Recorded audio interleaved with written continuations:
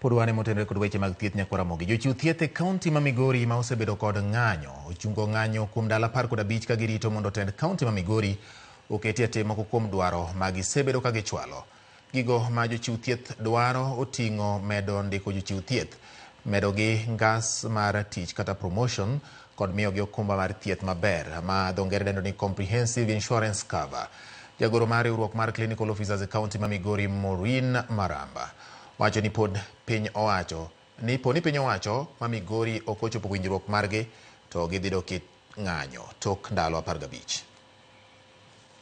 Action for the next 15 days, upon which, if the first item which the timeline should be the next 15 days shall have not been met, then our members again will be out. Wasewinjorego ni mowayiere ni gigo idhi tim.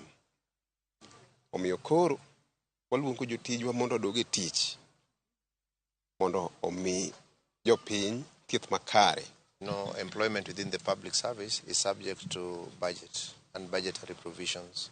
There is a lot of need, especially in the area of healthcare, but that need, recently, as you've heard, just in the month of February, we did employ 84 professionals in health services. Gik mane wawacho, jatendwa mar County His Excellency Dr. Chila Yako oyie ni welfare mar jotich ahinya Department of Health ma provide critical services wabro timogi. Kwayo ne jogo duto koro man kaka ndio mawinjowa ginyis jogo mondo bi osiptal mondo mi giyud thieth kaka pile. Erokamano kuom the union kuom call off the strike. Migawo mar thieth wacho ni tuo magalagala mane omuoch kendo kere kaunti ma Kisii okel kod modho pi ma ochido mane kod chilo mar minyaga.